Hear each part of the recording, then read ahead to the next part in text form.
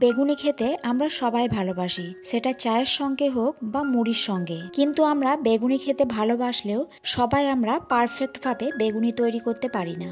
অনেক সময় বেগুনি তৈরি করলে বেগুনি নরম হয়ে যায় আর অনেকটা তেল শুষে নেয়। কিছু টিপস ফলো করলে বেগুনি হবে একদম মুচমুচে আর পারফেক্ট।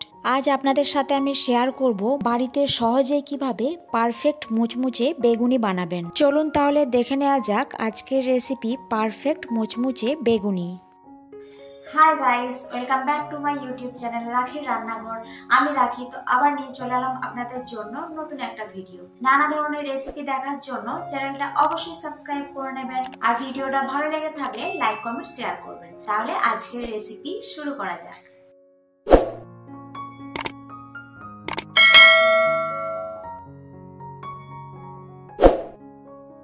হাই গাইস, তো বেগুনি বানানোর জন্য দেখুন এখানে একটা বেগুন নিয়ে নিয়েছি।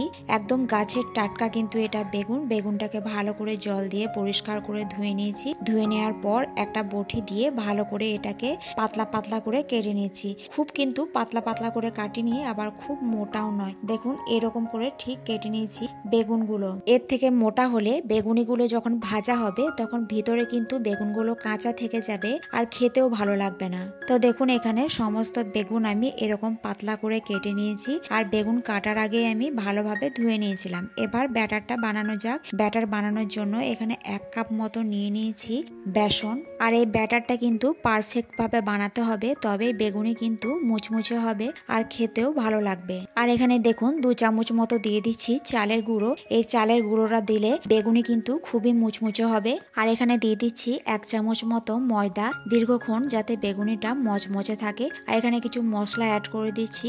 ছোট চামচের 1 চামচ মতো দিয়ে দিলাম লঙ্কা গুঁড়ো, 1/2 চামচ হলুদ গুঁড়ো, স্বাদ অনুযায়ী নুন দিয়ে দিলাম 1/2 চামচ মতো। স্বাদ বাড়ানোর জন্য এখানে দিয়ে দিচ্ছি 1/2 চামচ মতো কালো জিরে। এই বেগুনিতে কিন্তু কালো জিরেটা বেশ ভালোই লাগে। আর এখানে দেখুন 1 চিমটি মতো দিয়ে দিচ্ছি খাবার সোডা। এই সোডা দিলে বেগুনিটা ফুলবে আর অনেক বেশি ক্রিস্পি হবে। তো সমস্ত উপকরণ একসঙ্গে বেশ ভালো করে চামচ দিয়ে মিশিয়ে নিচ্ছি। এবার ব্যাটারটা বানানোর জন্য এখানে নিয়ে নিচ্ছি কিন্তু একদম নর্মাল জল। এবার সামান্য একটু একটু করে জল মিশিয়ে ব্যাটারটা বানাতে হবে। একবারে কিন্তু বেশি জল দেওয়া যাবে না, বেশি জল দিলে কিন্তু ব্যাটারটা ঠিক মতো তৈরি হবে না। তো সামান্য একটু একটু করে জল দিয়ে ব্যাটারটা ভালোভাবে তৈরি করে নিচ্ছি যাতে ব্যাটারের ঘনত্ব ঠিক থাকে।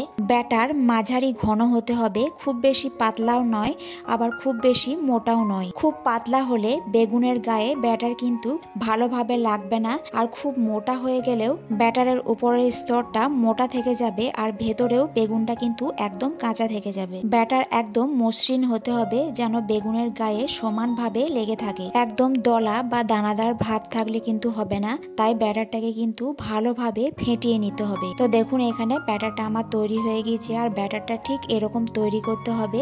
ব্যাটারটা একটা আঙুল ডুবিয়ে দেখালাম, দেখুন আঙুলটা কিন্তু দেখা যাচ্ছে না। আর ব্যাটারটা আমি প্রায় 5 মিনিট ধরে ভালো করে ফেটিয়ে নিয়েছি। যত বেশি ফেটানো হবে বেগুনি কিন্তু তত বেশি ভালো হবে। এদিকে ব্যাটার আমার তৈরি হয়ে গিয়েছে। এদিকে বেগুনিটা ভাজার জন্য একটা কড়াই বসিয়ে অনেকটা তেল দিয়ে দিচ্ছি, যেহেতু ডুবো তেলে ভাজবো। তো তেলটা দিয়ে তেল কিন্তু ভালোভাবে গরম করে নিতে হবে। তেল ভালোভাবে গরম হয়ে যাওয়ার পর একটা বেগুন নিয়ে ব্যাটারে এভাবে দিয়ে তেলের মধ্যে ছেড়ে দিতে হবে। একসঙ্গে কিন্তু অনেকগুলো ভাজা যাবে না, তাহলে কিন্তু ঠিক মতো ভাজা হবে না। তেলের মধ্যে দেওয়ার পর বেগুনিটা কিন্তু মাঝারি আঁচে ভাজতে হবে।